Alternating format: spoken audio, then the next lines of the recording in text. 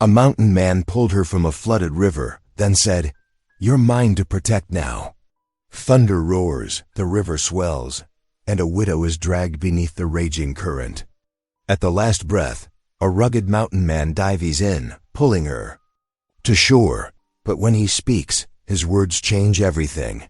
"You're mine to protect now." What begins as a rescue sparks a firestorm. Because this woman carries more than scars. She carries papers that hold the town's water and the power to break empires. Whispers turn to threats. A rancher sharpens his knives, a railroad man smiles with lies, and a preacher hides a truth too long buried. Flames, fear, and faith collide as the whole town turns against them. He promised to shield her. But when? Every gun, every law, and every prejudice is aimed at her. Can even a mountain man's vow hold back the flood? Will his protection be enough, or will the river of hate swallow them both? Before we begin, I invite you to take a breath. This space is for the quiet believers, the ones who know small kindnesses can ripple into something greater. The spring thaw had turned the mountain streams fierce and wild. Melting snow rushed down from the Colorado highlands, swelling every creek and river until they roared like angry beasts. The usually gentle ford where Nalin guided her pony now churned with muddy water. She gripped the reins tighter, her heart pounding beneath her wool shawl. The treaty papers tucked inside her dress felt heavy, precious proof of her people's water rights that she had to protect. Her pony stepped carefully into the ford, hooves testing each step. Halfway across, disaster struck. The bank suddenly crumbled beneath them. Nalin felt her mount stumble as the ground gave way. Cold water rushed over her, dragging her down. She fought to hold onto the reins, but the current tore them from her grip. Her scream cut through the roar of the river before the waters pulled her under. Not far away, William Hawley paused in checking his beaver traps. His head snapped up at the sound of that desperate cry.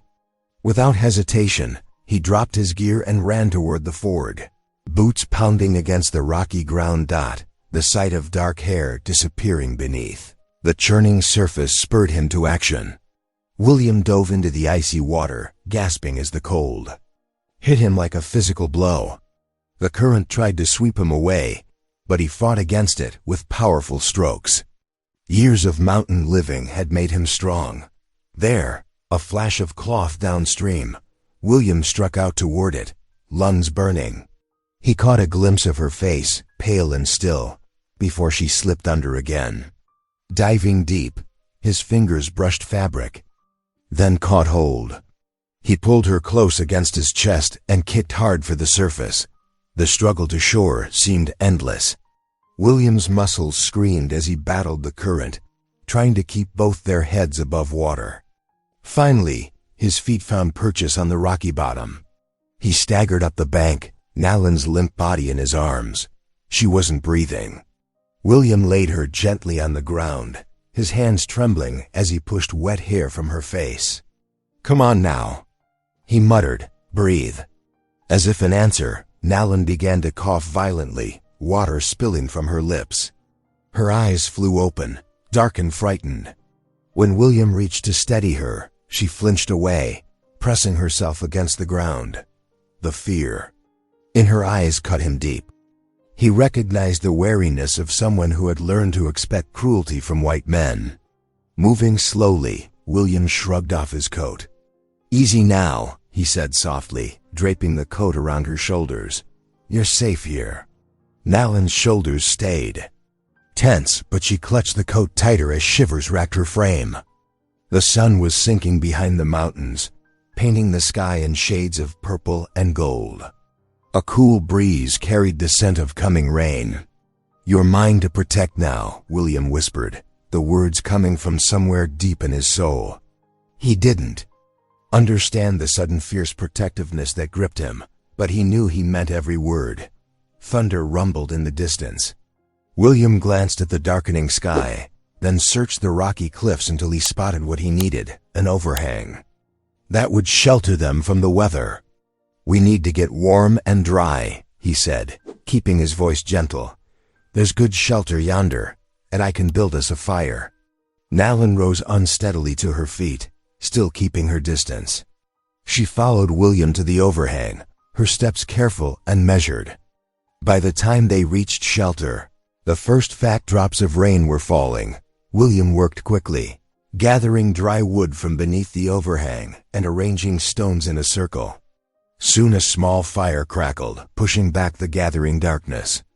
The flames cast flickering shadows on the rock wall behind them as rain drummed steadily outside their shelter. He positioned Nalin closest to the warmth, though she remained silent and watchful. William settled on the other side of the fire, giving her space. The night deepened around them, broken only by the steady splash of rain and the occasional pop from the fire. Through half-closed eyes, Nalin studied the man who had saved her life. His face was weathered, lined by sun and wind, but there was a gentleness in his expression that confused her. She had known too much loss, too much betrayal, to trust easily. Yet something in her heart stirred, gratitude, warring with the fear that years of survival had taught her. The fire crackled between them as water crashed in the swollen river nearby. Neither spoke, but in that silence, something shifted like the first thin ray of dawn breaking through storm clouds. They sat together in the firelight, two souls brought together by fate and flood, while the night wrapped around them like a blanket of stars hidden behind rain-heavy clouds. The morning mist hung heavy over the river, turning the world into shades of pearl and silver. William stirred the remains of their fire, coaxing fresh flames to life. His movements were practiced and efficient as he pulled salt pork and coffee from his weathered saddlebags. The aroma of brewing coffee drifted through their rocky shelter. William poured the dark liquid into his tin cup, then offered it first to Nalin. She hesitated, her eyes wary, before accepting with slender fingers. The coffee's warmth seemed to ease some tension from her shoulders. "Ain't much," William said, slicing the salt pork with his hunting knife, "but it'll keep us going." He held out a portion wrapped in a clean bandana. Nalin took the food but ate sparingly, her movements precise and graceful. She remained silent, though her dark eyes missed nothing. William noticed how she kept the treaty papers close, one hand often straying to check they were still secure. "Town's about half a day's walk from here," William said, packing away their simple breakfast things. "I'm headed there for supplies.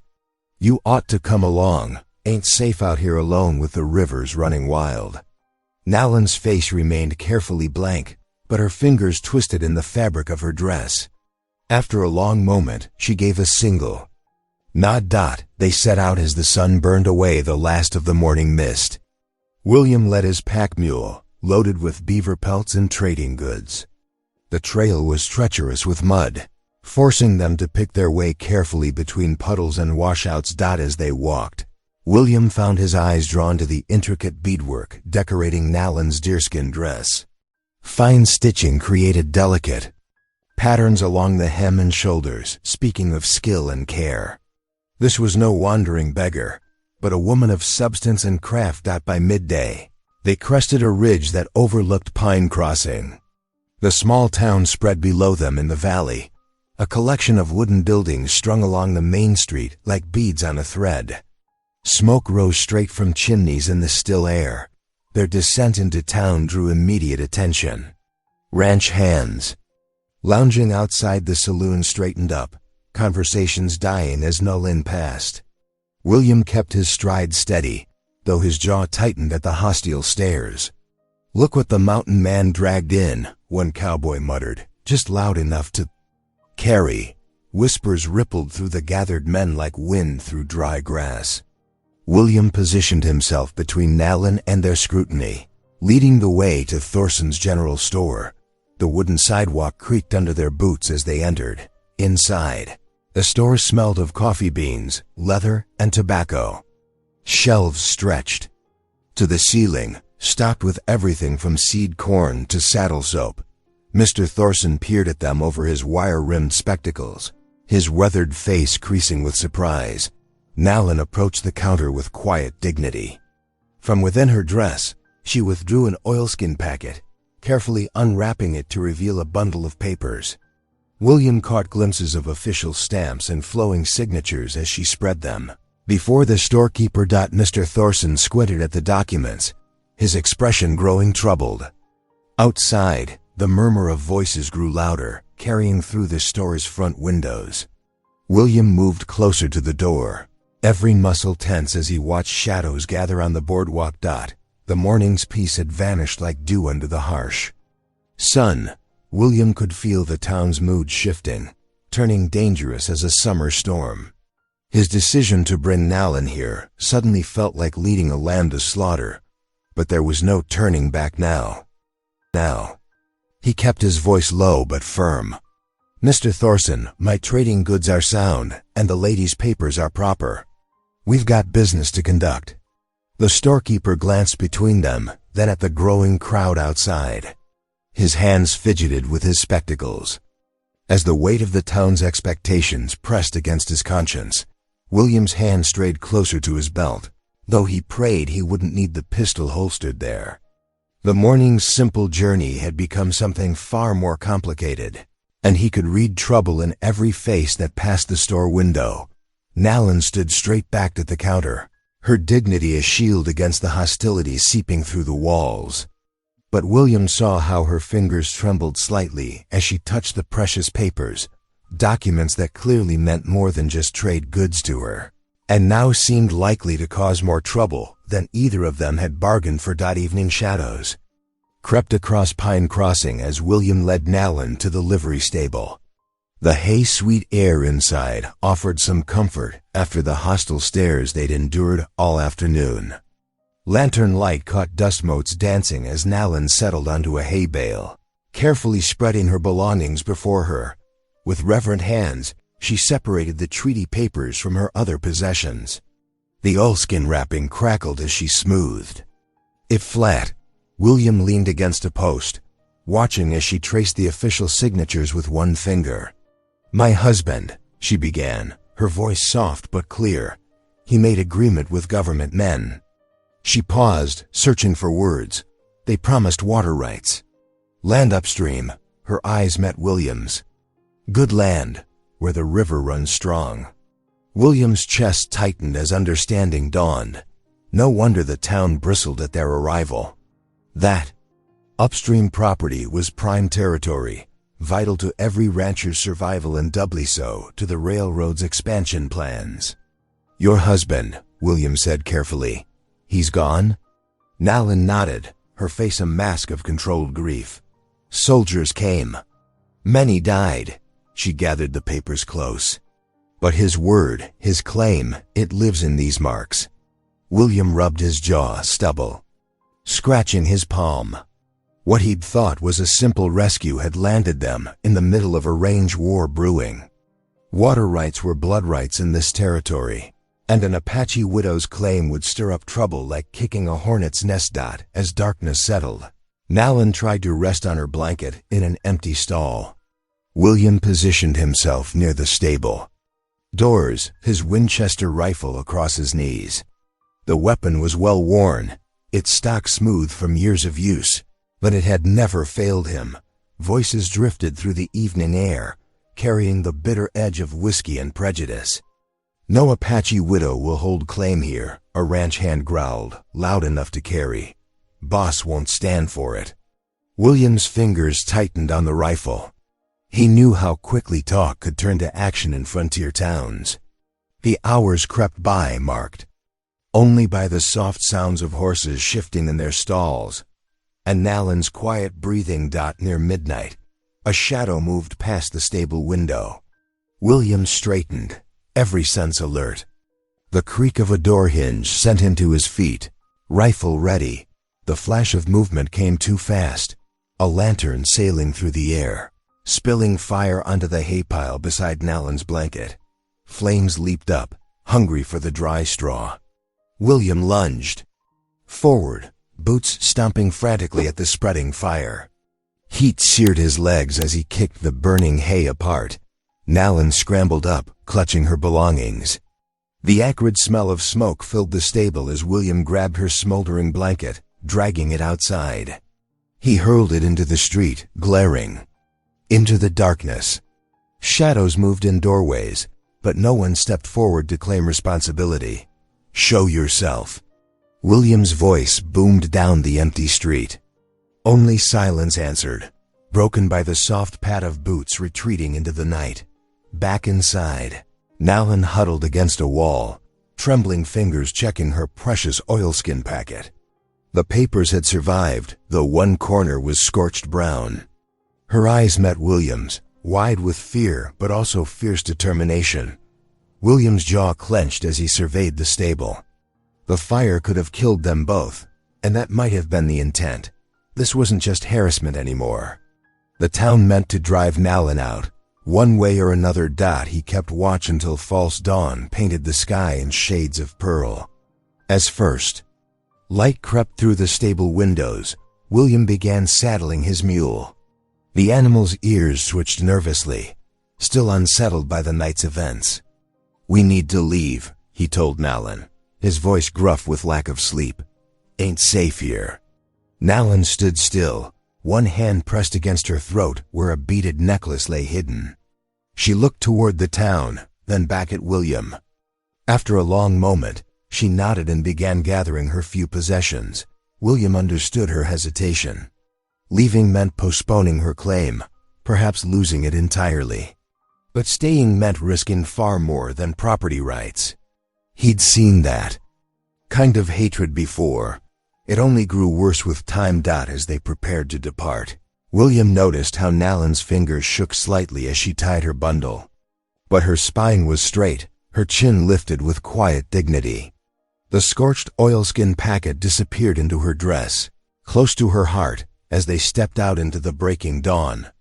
The morning sun cast long shadows as William and Nalin guided their mounts up into the high country.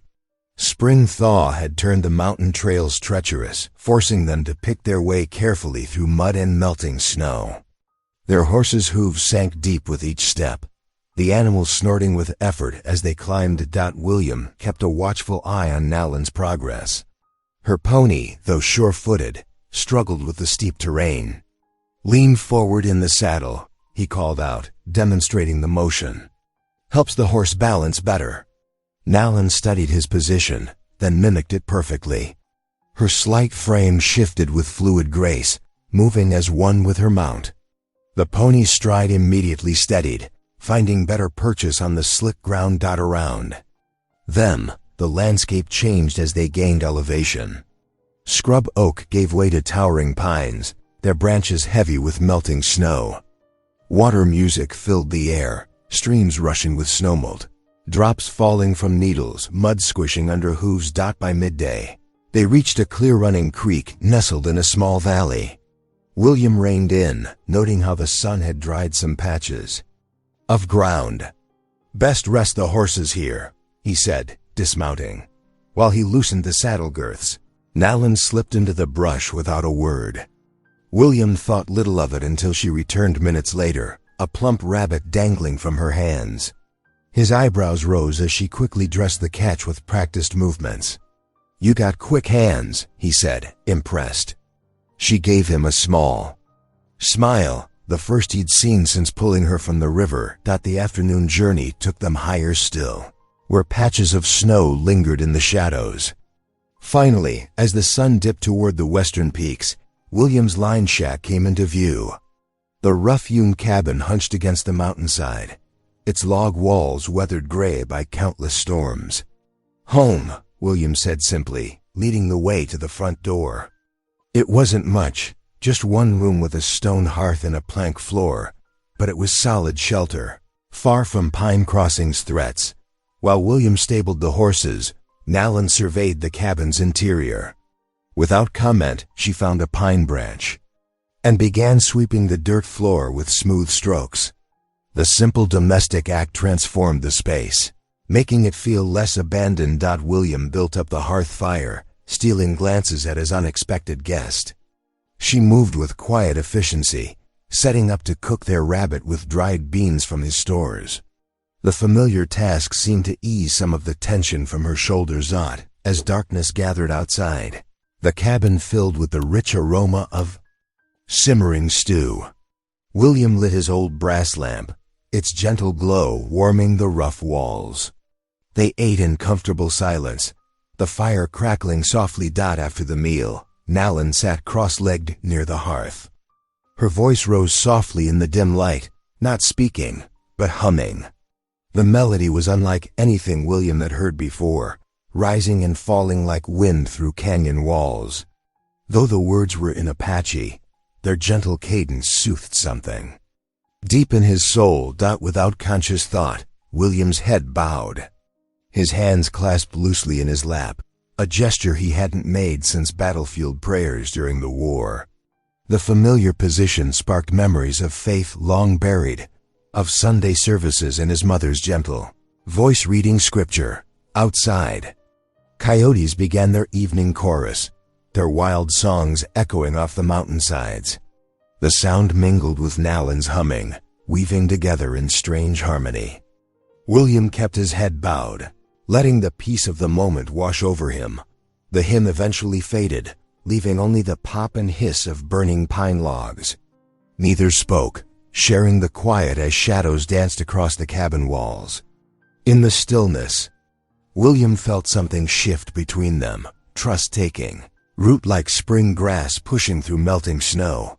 The fire settled lower, casting long shadows on the log walls. Nalin's face was serene in the fading light, her features softened by the golden glow. William added another log to the flames, careful not to break the peaceful silence that had settled over them both. Morning crept over the mountains, bringing with it air crisp enough to sting the lungs. Frost sparkled on pine needles as William stepped outside, axe propped on his shoulder.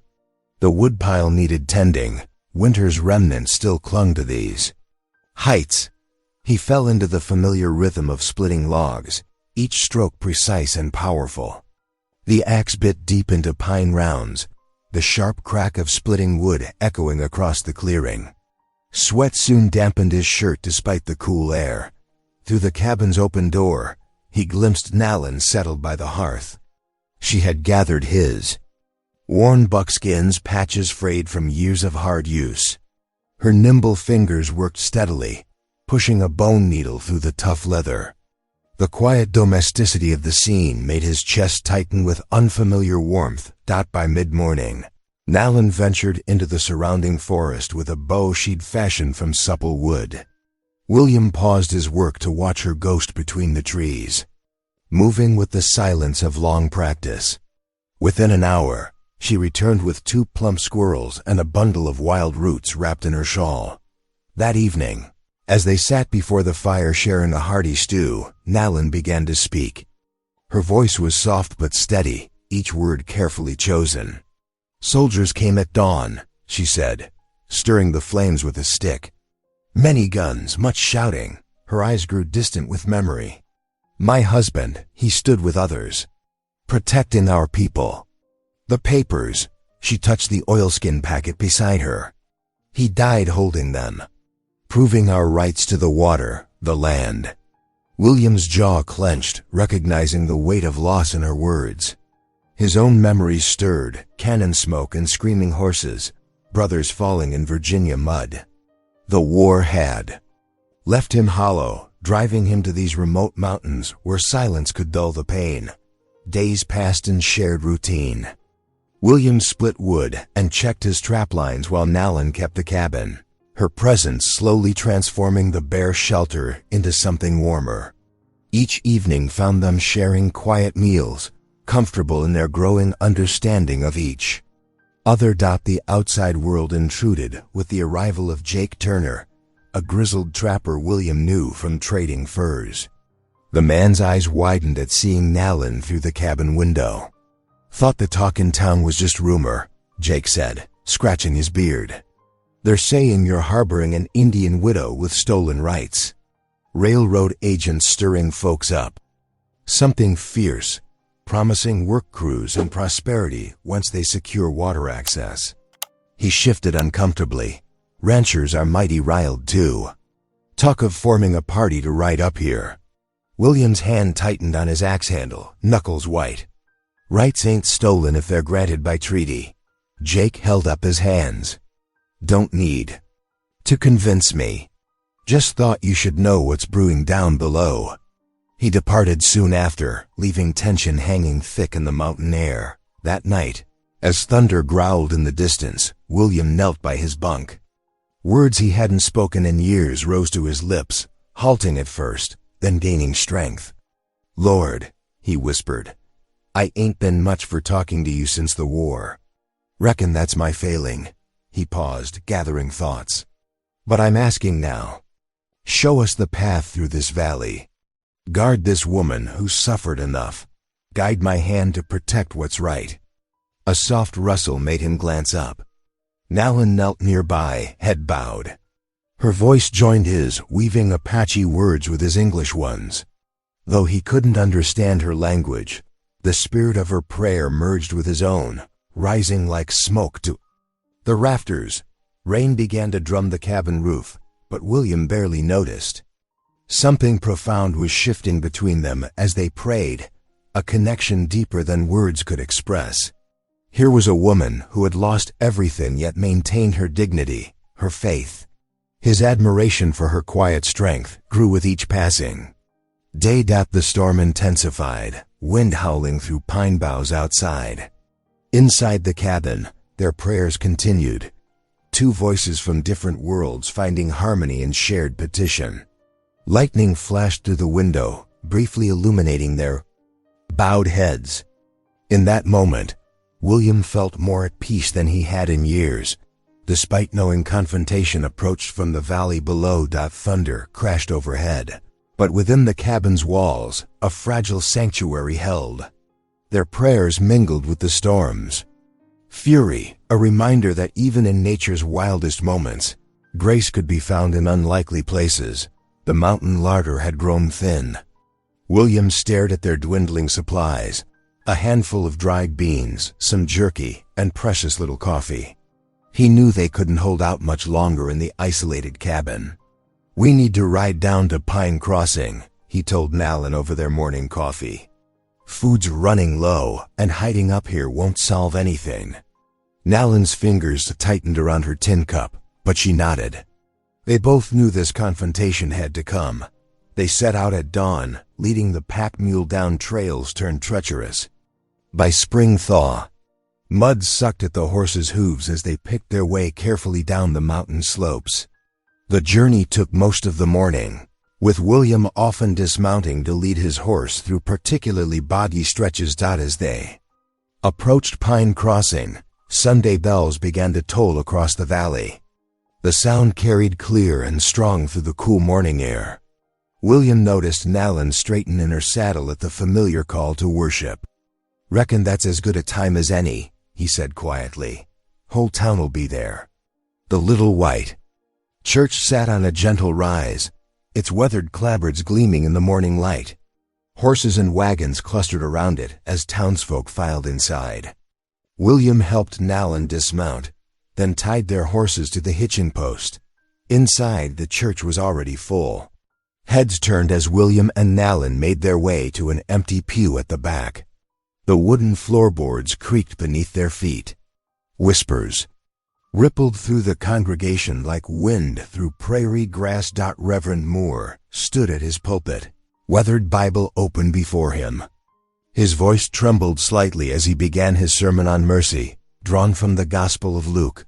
Throughout his message, William noticed furtive glances cast their way, some curious, others hostile. As the service drew a close, Samuel Kerrigan, the ranch boss, pushed through the crowd toward them. The railroad agent, Edwin Pike, followed close behind in his fine Eastern suit. They cornered William and Nalin before they could leave their pew. "This has gone on long enough," Kerrigan growled, his face flushed above his Sunday collar. "That water claim ain't worth the paper it's written on." Pike stepped forward, all smooth words and practiced charm. "Perhaps we could reach an arrangement. The railroad's prepared to be generous. The claim stays with her, William said firmly, standing shoulder to shoulder with Nalin. "And we've got proof." Nalin reached into her deerskin bag and withdrew the oilskin packet. Her hands were steady as she unfolded the treaty papers, holding them where all could see. The official stamps and signatures were clear, even after years of careful preservation. Murmurs swept through the church as people craned their necks to look. Pike's confident smile faltered as he studied the documents. Then, from the front of the church came an unexpected voice. I was there." Reverend Moore stepped down from his pulpit, his legs shaking but his voice growing stronger. "I was present when these papers were signed. 5 years ago, I witnessed her husband make his mark on that treaty. The water rights were granted fair and square." A hush fell over the congregation. The preacher's words hung in the air like dust motes in the Sunday morning light. In that pregnant silence, someone began to hum. The sound grew, becoming the opening notes of Amazing Grace. Other voices joined in, hesitant at first, then stronger. The familiar hymn filled the little church, bringing with it an almost tangible sense of peace. William felt Nalin's small hand slip into his. He squeezed it gently, hope rising in his chest. For this brief moment, as the hymn swelled around them, justice seemed to have prevailed. But even as the last notes faded, William caught sight of hard eyes watching from the congregation. Kerrigan's face was dark with barely contained rage. Pike's pleasant mask had slipped, revealing calculation beneath. The battle, William realized, was far from over. They remained in their pew as the congregation began to file out, the peaceful moment already dissolving like morning mist. Through the church windows, William could see clusters of men gathering, heads bent in urgent discussion. The truth had been spoken, but whether Pine Crossing would accept it remained to be seen. The ride back to William's mountain shack felt lighter somehow, as if the preacher's words had lifted a weight from their shoulders. Spring sunshine warmed their faces as they guided their horses up familiar trails, the pack mule laden with fresh supplies from town. "Might plant some beans come spring," William said, breaking their comfortable silence. "Ground's good near the creek." Nalin nodded, then surprised him with a suggestion. "Squash would grow well there too, and corn, if we clear enough space." The word "we" hung in the air between them, full of promise. William felt his heart quicken at the thought of sharing more than just temporary shelter. That evening, as William stoked the fire, Nalin's laugh rang out for the first time, clear and bright as mountain water. He had been telling her about his first disastrous attempt at making sourdough, years ago when he'd first come to these mountains. The sound of her laughter transformed the rough cabin, making it feel more like a home than it had in all his years of solitude. Days flowed by in a rhythm of shared work. William split logs for the woodpile, while Nalin arranged them in neat stacks against the cabin wall. Together they cleared winter debris from the spring that fed the creek, their hands working side by side in the cold water. They marked out spots for garden plots, Nalin showing William how to test soil by rolling it between his fingers. One evening, they sat together over bowls of venison stew, steam rising fragrant with herbs Nalin had gathered. The cabin glowed with warmth from the hearth, their shadows dancing on log walls. William had never known such contentment, but peace, like spring weather, proved fleeting. As William checked his trap lines near sunset, something caught his eye: fresh boot prints pressed deep in the mud near the creek. These were no hunter's tracks. The boots were town-made, with sharp heels that spoke of business rather than wilderness. Unease settled in his gut as he hurried back to the cabin. He said nothing to Nalin, not wanting to dim the hope in her eyes, but he cleaned his rifle with extra care that night. The attack came in deepest dark, when even the owls had fallen silent. William woke to the acrid smell of smoke and the orange glow of flames already climbing the cabin's outer walls. The fire had been set in multiple places. This was no accident. "Nalin!" he shouted, lunging from his bedroll. She was already awake, Coughing in the thickening smoke, the roof timbers groaned overhead, flames eating through the dry wood. William grabbed her arm, pulling her toward the door as burning debris began to fall. Heat pressed against them like a physical force. They burst out into the cold night air, just as the roof collapsed with a thunderous crash. Sparks spiraled upward, dancing against the stars like fireflies. All they could do was watch as the flames devoured everything. William's home of 15 years. Their shared dreams of gardens and future. Nalin clutched the oilskin packet that held her treaty papers. But when she opened it, the documents were blackened beyond recognition. The precious proof of her rights had become nothing but ash and fragments. William's hands clenched into fists as he watched their world burn. Failure sat bitter in his throat. Failure to protect her, to keep his vow, to build something lasting from their fragile trust. "I'm sorry," he choked out, voice rough with smoke and shame. "I should have seen this coming. Should have been ready." But Nalin's hand found his arm in the darkness, her touch sure and steady despite her trembling. "You pulled me from the river," she reminded him softly. "You can pull me from this too." Her quiet faith steadied him, even as their hopes smoldered. In the ruins of the cabin, together they stood beneath the vast sweep of stars, homeless but not broken. The night wind carried ash and sparks around them, but it also carried something else, the steel of shared determination. The fire's glow reflected in Nalin's eyes as she looked up at William, her expression fierce despite their loss. Without the treaty papers, their fight would be harder, but her trust in him remained unburned, unbroken. In that moment, William knew that though they had lost their shelter, they had found something stronger, a bond forged in river water and tempered. Now in fire, the first pale light of dawn revealed the full extent of their loss. Wisps of smoke still rose from the blackened ruins of the cabin, carrying the acrid smell of burned timber and destroyed hopes. William moved through the ashes like a man in a dream, carefully testing boards and beams with his boot before stepping forward. His rifle had survived, though the stock was scorched.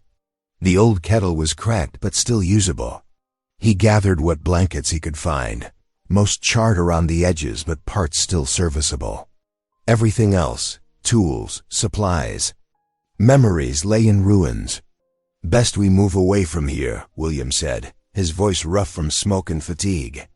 "There's a pine grove just up the slope. We can make camp there for now." Nalin nodded, helping him gather their meager salvage. They walked in silence to the grove, where thick branches offered some shelter from the morning wind. William spread one of the scorched blankets on the ground, and they sat close together for warmth. The morning grew colder as clouds gathered overhead. William stared at his hands, blackened with ash, and shook his head. "I never should have brought you here," he muttered. "Thought I could keep you safe in my home, but I just led trouble right to your door. Now everything's gone, your papers, your proof, any chance of justice." But Nalin was not listening to his words of despair. Instead, she knelt in the pine, needles, hands clasped in prayer. Her voice rose soft but strong in her native tongue, then shifted to English. "Creator God, give us strength for what lies ahead. Show us the path through this darkness." William watched her pray, saw how the morning light caught the determination in her face. She turned to him, eyes bright with purpose. "My people believe fire does two things," she said. "It burns away what is false, yes, but it also shows what is truly strong, what cannot be destroyed." She touched his arm. "Like the friendship between us, that did not burn." Her words struck him like a physical blow. Here he was, wallowing in self-pity while she found courage to go on. What kind of protector gave up at the first real test? Despair, he realized, was just another word for cowardice. "You're right," he said, straightening his shoulders. "Those papers may be ash, but the truth they held still exists. There must be other records, other proof." "The county seat," Nalin said. My husband spoke of signing papers there, before the Indian agent and the county clerk. William nodded slowly, hope kindling. 30 miles east of here. They keep land records, treaties, everything. He stood, new energy flowing through him. We'll ride there, demand to see the books. They can't deny what's written in their own records. They packed what little they had salvaged, securing the bundles to William's patient mule. The old kettle clinked against his rifle, both tied carefully in a charred blanket. The sky grew darker as they prepared to leave, promising rain. William checked his ammunition and powder, making sure they had stayed dry through the night. He would take no chances on this journey. Whoever had burned the cabin might try to stop them from reaching the county seat. The wagon road east was their best route, but also the most exposed. William rode ahead, rifle across his saddle, watching for signs of trouble. Nalin followed on her pony, leading the pack mule. They moved cautiously, keeping to the trees when possible. The threatened rain began by mid-morning, turning the road to sticky mud that pulled at the horses' hooves.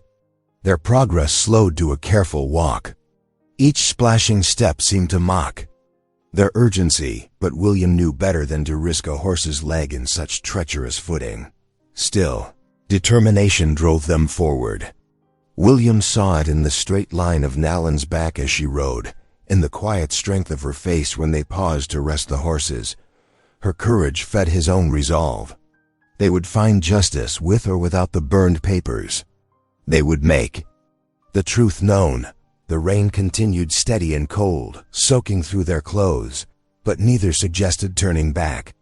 They had lost their shelter, but they had found something stronger, a shared purpose that no fire could destroy.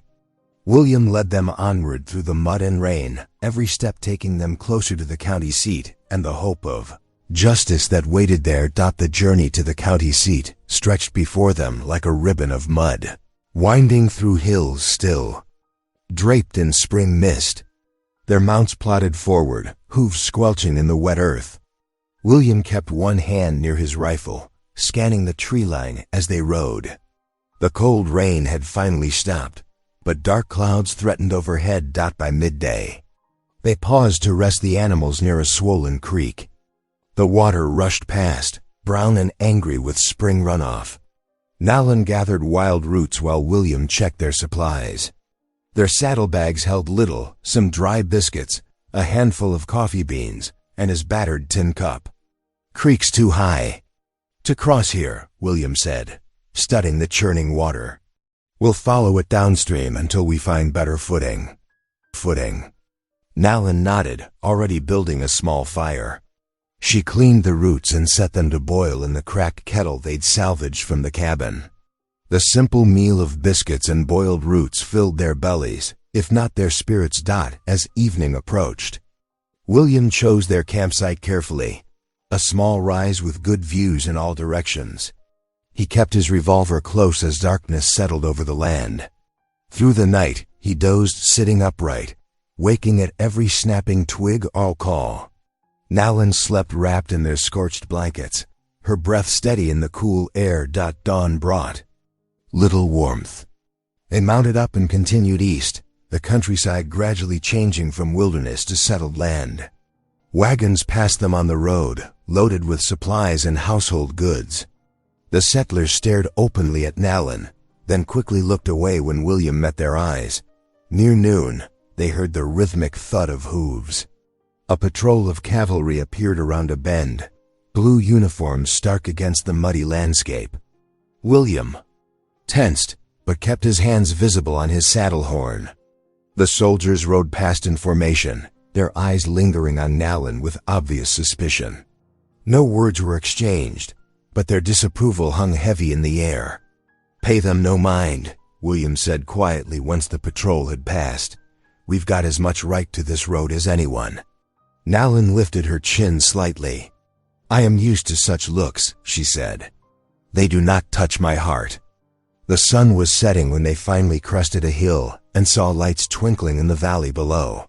The county seat spread out before them, a proper town with wooden sidewalks and painted storefronts.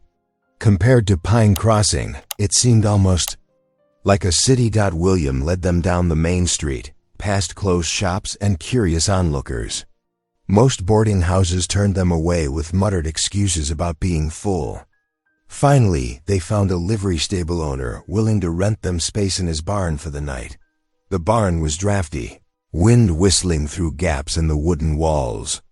They settled in a clean stall filled with fresh straw. William arranged there blankets to make Nalin as comfortable as possible. "Try to rest," he said. "Tomorrow will be a hard day." Exhausted from 2 days of travel, Nalin fell asleep quickly. William sat against the stall door, his revolver within easy reach. The familiar weight of responsibility settled over him. Everything depended on what happened tomorrow, Nalin's future, her rights to the water, perhaps even the peace between settlers and her people. In the darkness, William rehearsed what he would say to the county officials. He would tell them about the preacher's testimony, about seeing the original treaty papers before the fire. But would they believe a reclusive trapper vouching for an Apache widow?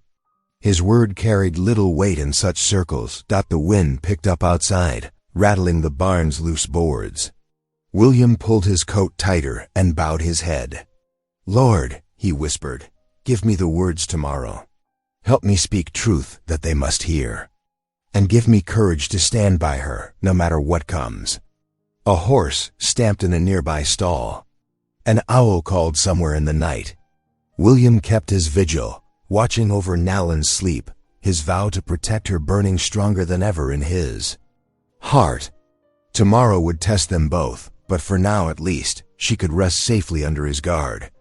The cold wind continued to moan around the barn's eaves, as if nature itself sensed the importance of what waited with the dawn. William settled deeper into his position by the door, prepared to watch until morning. Morning light crept over the county seat as church bells rang out across the frosty air. William adjusted his worn coat, watching Nalin gather her strength. They had eaten the last of their biscuits in silence, both knowing what lay ahead. "Ready?" he asked softly. Nalin nodded, clutching the blackened oilskin packet to her chest. Together they walked down the wooden sidewalks toward the courthouse, their boots crunching on loose gravel. The building rose before them, its white columns stark against the morning sky. Inside, the courthouse bustled with activity. Townsfolk filled the wooden benches, their whispers echoing off the high ceiling. At the front table sat Edwin Pike, the railroad agent, his suit pressed and his expression smug. Beside him, Samuel Kerrigan, the ranch boss from Pine Crossing, twisted in his chair to glare at them. "All rise," called the bailiff as Judge Harrison entered, his black robes sweeping behind him. The judge settled into his chair, peering down at the assembled crowd through wire-rimmed spectacles. "Case regarding water rights claim of." The judge squinted at his papers. "Nalin of the White Mountain Apache. Step forward." William stood beside Nalin as she approached the bench. Her spine was straight, her chin lifted with quiet dignity despite the hostile murmurs around them. "Your Honor," Pike spoke up, rising smoothly, "this woman claims rights to valuable water upstream of Pine Crossing. Rights that would impede progress, the railroad's progress, the ranch's progress. We ask that you dismiss this baseless claim." The judge turned to Nalin. "Do you have proof of these rights?" With trembling fingers, Nalin unwrapped the charred packet. The papers inside were blackened, the words barely visible through the ash. Stains. Laughter rippled through the crowd as she held them up. "Convenient that the proof is destroyed," Kerrigan called out. Prompting more chuckles, William stepped forward, his voice carrying across the suddenly quiet room. "Your Honor, I request to speak under oath." The judge nodded, and the bailiff brought forward a Bible. William placed his hand upon it, swearing to tell the truth. His heart pounded, but his voice remained steady. "I saw those papers before the fire, Your Honor. They bore official signatures and seals. The treaty granted water rights to Nalin's late husband, rights that passed to her as his widow. I stake my word and my honor on this truth. Pike rose again, his smile condescending. The word of a mountain man? A recluse who hasn't lived among civilized folk in years? Hardly compelling evidence. The judge frowned, studying William's weathered face. Without physical proof, Mr. Hawley, your testimony alone is insufficient. I sympathize, but the heavy courthouse door creaked open. Every head turned as Reverend Moore hurried in, his gray hair disheveled, clutching a leather-bound book to his chest. Your Honor, the preacher called out, slightly out of breath. I beg your pardon for the interruption. I've ridden through the night from Pine Crossing, and you are? Reverend Elijah Moore, Your Honor. I bring evidence in this case. He held up the book. This is the Mission Ledger from 1872. Within its pages is a duplicate record of the treaty in question. Murmurs filled the courthouse as the preacher approached the bench. Judge Harrison took the ledger, carefully turning its yellowed pages. The room fell silent as he read, his expression thoughtful. Indeed, the judge said finally. This appears to be an official copy, properly witnessed and recorded. He looked up at Nallen. According to this document, the water rights were legally granted to your husband, with provision for inheritance by his widow. Pike jumped to his feet. Your Honor, surely a dusty church record can't. It can and does, Mr. Pike. The judge cut him off sharply. This ledger is a recognized legal document, and its evidence is clear. He straightened in his chair.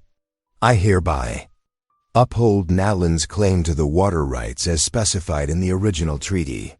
This court recognizes her full legal ownership and authority over the allotment in question. Gasps and angry mutters filled the hall. Kerrigan's face turned red with fury. Pike crumpled papers in his fist. But William watched. Nallen's shoulders relax ever so slightly as justice was finally served. The judge's gavel cracked against wood. This ruling is final. Court dismissed. Evening shadows stretched long across the courthouse steps as William and Nallen emerged into the cool night air. The bustle of the day had faded, leaving streets quiet except for scattered townspeople heading home. Some passers-by tipped their hats with newfound respect.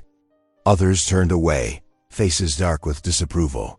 William noticed Nallen's hands trembling slightly, though her expression remained composed. Let's get some supplies before we rest, he said softly.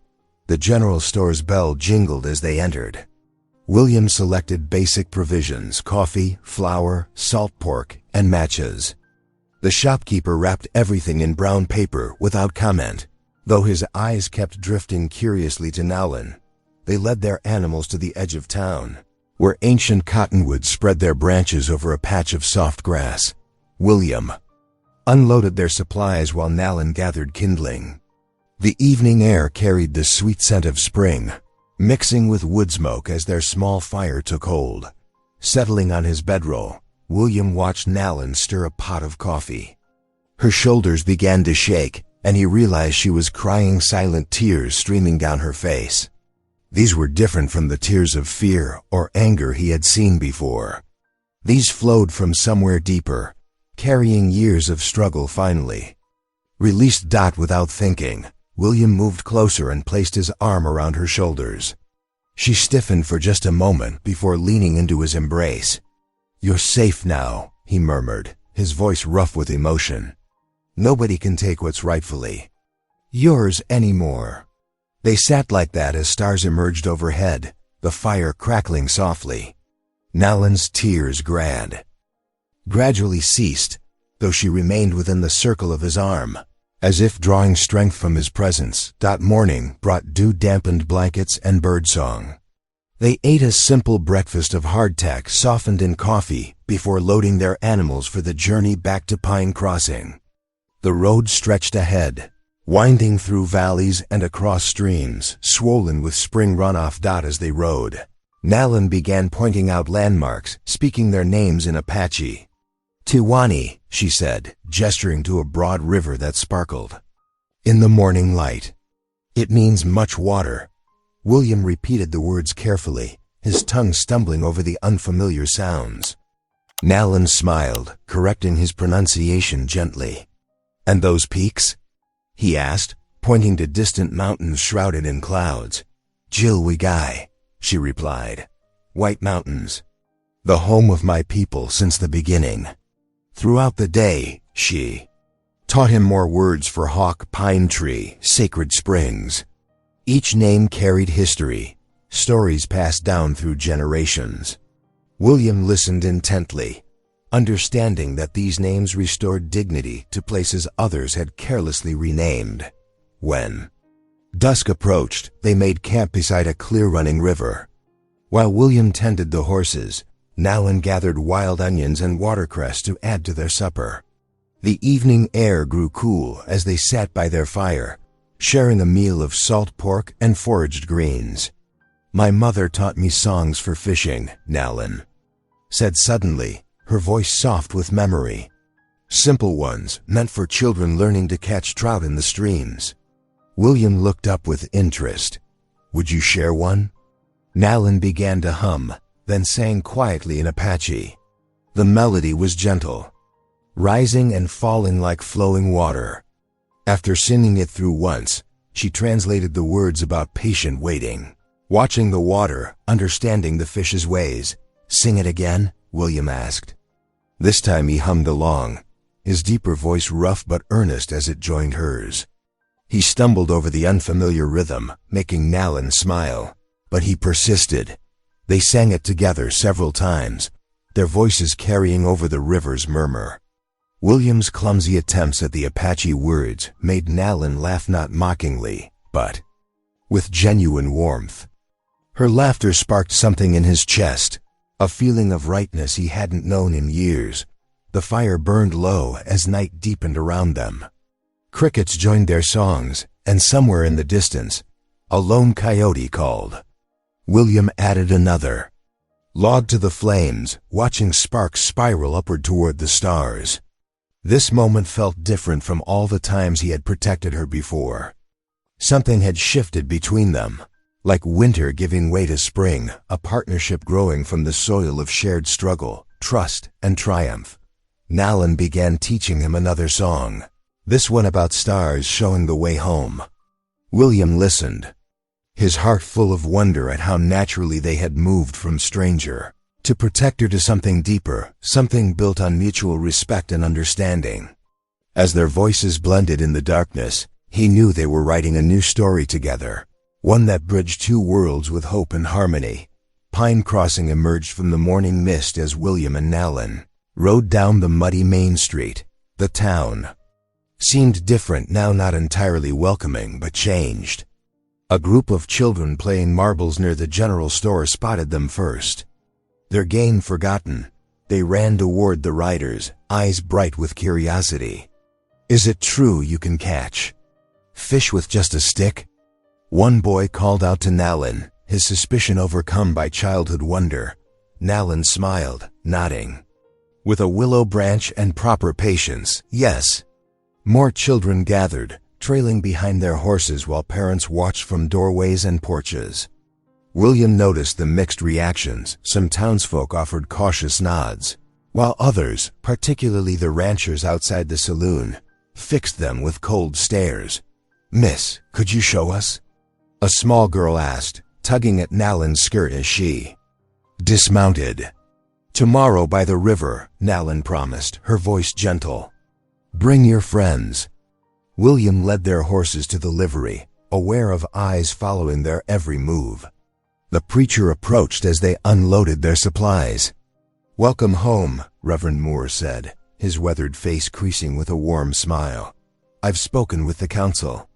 Your land claim by the river is official now." William gripped the older man's hand. "Much obliged, Reverend, for everything." The next morning, Nalin walked to the riverbank, followed by a small parade of children. She showed them how to select perfect willow branches, demonstrating how to strip bark and tie lines. Parents lingered at the edge of the gathering, maintaining careful distance but unable to resist drawing closer as their children's laughter rang out across the water. "Keep your shadow off the water," Nalin instructed, guiding small hands. "Fish see better than you think." William watched from where he worked, marking the outline for their new cabin.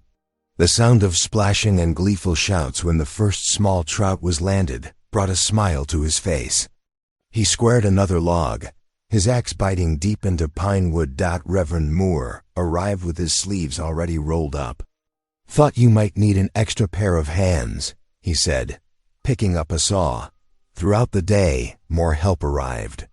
First came the cooper's son with a borrowed pry bar, then the blacksmith offering to sharpen tools. By afternoon, the cabin's foundation logs were set. As sunset approached, William and Nalin sat on their new foundation, sharing a simple supper of beans and cornbread. The evening air carried the scent of pine sap and fresh-cut wood. "This land," Nalin said softly, "it wants to grow things." She gestured to the rich soil near the river. "Gardens here, perhaps." "Like my mother taught me?" William nodded, seeing the future in her eyes. "We could plant in spring, build a proper life." The crunch of wagon wheels made them look up. Mrs. Peterson from the general store approached, carrying a covered basket. Behind her came others, the miller's wife with seed potatoes, the carpenter with spare tools, even the schoolmaster's daughter with fresh-baked bread. "Thought you folks might need some welcome gifts," Mrs. Peterson said, setting down her basket. "Can't build a home on empty stomachs." Nalin's eyes glistened as she accepted each offering. Though some faces still showed uncertainty, the gestures spoke louder than words. William watched as she arranged their gifts with care, her movements graceful with gratitude. As darkness settled, lanterns cast a warm glow over the gathering. Nalin began to hum, then sing an old hymn William recognized, but in Apache words. That made it new. She switched to English for the second verse, and slowly others joined in. The preacher's deep bass, children's high voices, and townsfolk's tentative harmony blended with her clear tones. William stood slightly apart, throat tight with emotion. The music wrapped around him like a healing balm. He watched Nalin teaching. The children the Apache words, their small faces intent with concentration. In that moment, he saw God's hand at work, not just in restoring Nalin's rights, but in the slow transformation of hearts, including his own. The hymn ended, its last notes drifting over the river. Stars emerged above the pine trees, and crickets took up their evening song. Tomorrow would bring more work, more challenges, more bridges to build between worlds. But tonight, in the gentle lamplight, William saw hope taking root like spring flowers after winter's thaw. Mrs. Peterson started another hymn, this one familiar to all. Nalin wove Apache words between the English verses, creating something new and beautiful from both traditions. William joined in, his deep voice carrying the harmony while his heart overflowed with gratitude for this unexpected gift of grace. Spring painted the Colorado, highlands in tender greens and wildflower gold. Dawn light spilled across the river valley as William shouldered another pine log, muscles straining beneath his worn shirt. The timber he had cut through winter now served a greater purpose, building a home for two hearts finding their way together. Nalin worked in the freshly turned earth nearby, her fingers dark with soil as she planted the first seeds of their garden. She had chosen the patch carefully, where morning sun would warm tender shoots and the river song would bless their growth. Corn and beans would twine together, just as her mother had taught her, with squash spreading protective leaves below. "Reckon this beam's ready for raising," William called, measuring the notched log against the growing cabin frame. Nalin straightened, brushing dirt from her skirts.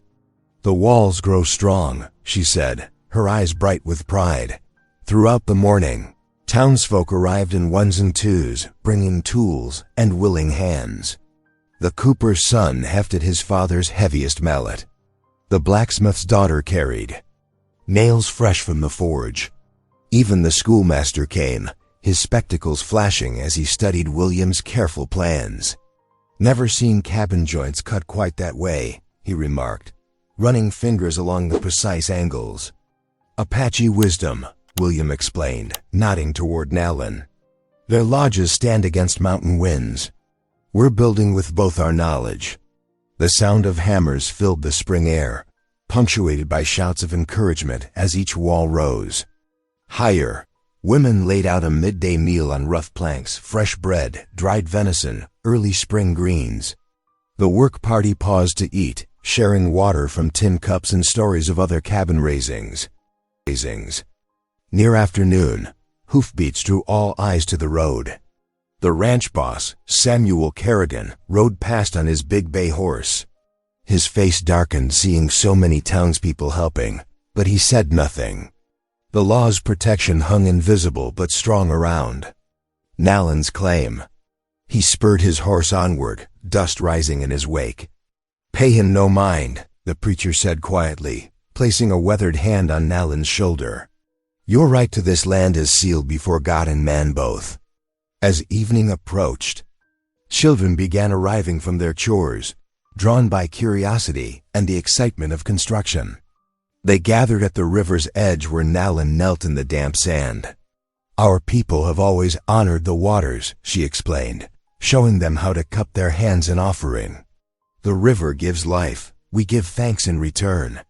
Small voices repeated her words of blessing, first awkwardly, then with growing confidence. Parents watched from the cabin site, faces softening at their children's earnest participation. William paused in his work, watching the scene unfold. Taking up his knife, he began carving into the cabin's main beam. The fresh wood yielded beneath his blade as he shaped a simple cross. "Two traditions," he said when Nalin returned. "Two faiths becoming one family." Reverend Moore stepped forward, his Bible worn smooth with years of use. "Let us ask God's blessing on this home," he said, voice carrying across the clearing. People gathered close, heads bowed. The preacher's prayer spoke of unity, of hearts joined despite differences, of love building bridges stronger than fear. When he finished, many eyes were damped out in the golden light of sunset. Nalin slipped her hand into William's. Their fingers intertwined, calloused from work, strong with shared purpose. The townspeople saw them then not as a source of scandal or division, but as two souls forging family from faith and courage. Children ran playing between the half-raised walls, their laughter echoing off fresh-cut timber. As darkness crept in, fireflies rose from the riverside grasses. Small hands darted after the glowing sparks, weaving between posts and beams that would soon become rooms and hearth. "Look!" a little girl called out, cupping a firefly gently. "It's like stars came down to bless the house."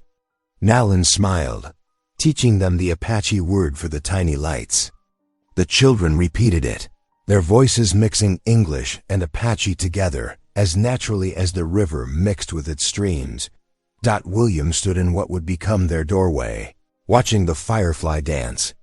Tomorrow would bring more work, a roof to coof to raise, a chimney to build, a life to grow. But tonight, beneath the rising moon, he saw their future taking shape in more than just lumber and nails. It rose in children's laughter, in shared blessings, in the slow healing of old wounds between peoples. The last light painted the cabin's bones in gold. Behind him, Nalin hummed an old song, her voice carrying peace into the gathering dark. Around them, families lingered, reluctant to leave the scene of hope being built board by board. Heart by heart, the first rays of dawn painted the Colorado sky in gentle rose and gold. William Halley stood atop the newly finished cabin, his boots steady on the rough-hewn logs as he positioned the final crossbeam. The morning air carried the sweet scent of pine and fresh-cut timber, mingling with wood smoke from the stone chimney below. He paused in his work, gazing out over the river that tumbled past their homestead.